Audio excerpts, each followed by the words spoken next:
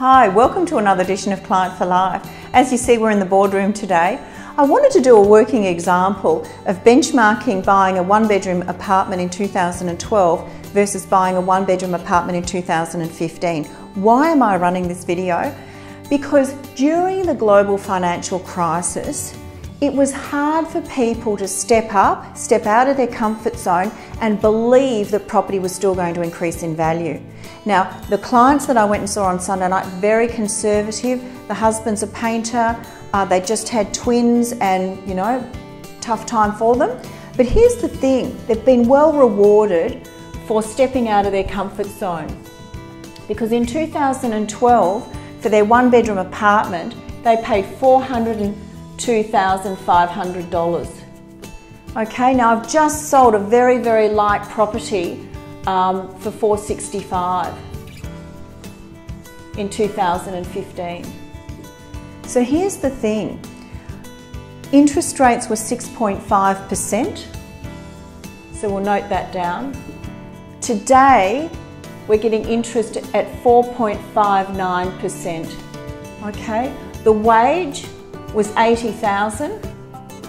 Now I have to declare my client's had a pay rise, so he's now actually skipped to $90,000.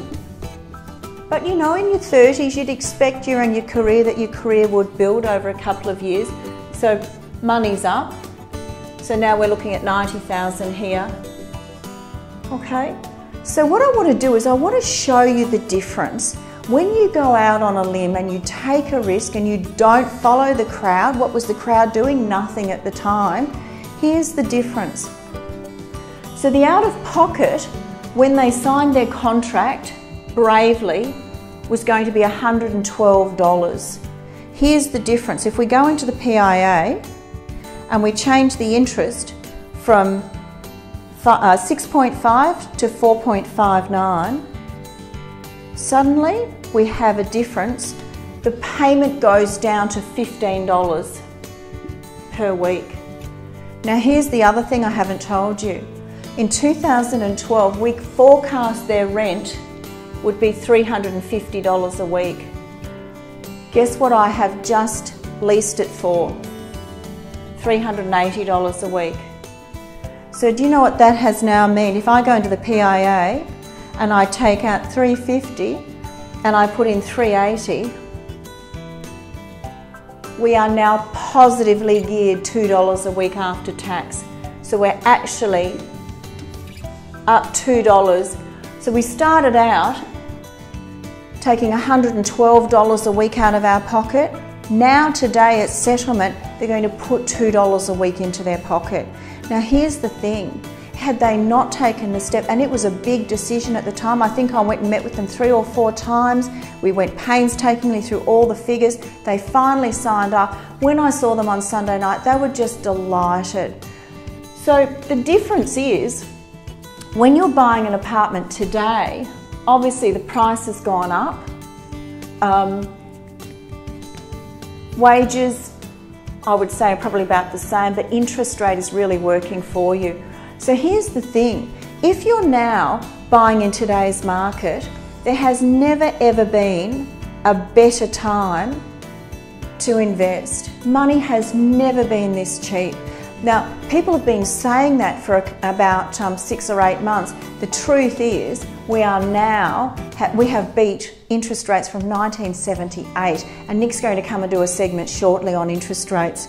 So buying a property, even though properties have gone up in value in certain areas, and we are benchmarking South Melbourne to South Yarra here, not that there's a big difference, but this is a property I sold just the other day for $465,000. Interest rates at this same salary, the out-of-pocket is $10 a week.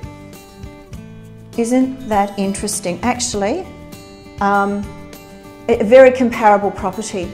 So my clients who back in 2012 really went out on a limb and bought the property, today have been well rewarded. Their property is now earning them an income of $2 a week after their tax return. Can you imagine? The twins are now 3, pretty exciting value proposition. Today, even though property's gone up with interest rates so low, it's never been a better time to invest. So Now is the comfort zone. But what I'm trying to say is don't follow the crowd. Believe that property will go up every 7 to 10 years. It's doubled and has done since 1920. We have just come out of one of the world's biggest financial crisis next to the Great Depression and post-World Wars. So keep the faith, keep investing. Can I tell you, back in 1993, my accountant pleaded with me not to buy an investment property on the water in Brisbane. I bought it for $285. He said, Lynn, the banks won't loan against it. You're mad, crash the contract. Not only did I not crash the contract, I sold it 2 years later for $435,000. Don't listen to people, listen to yourself. Take the challenge, keep investing, don't stop. People think because they've signed a contract, the ink's dry, the market's going to stop for them. Anyway, I hope you've learned something today. Thank you so much for listening. Take care. Bye.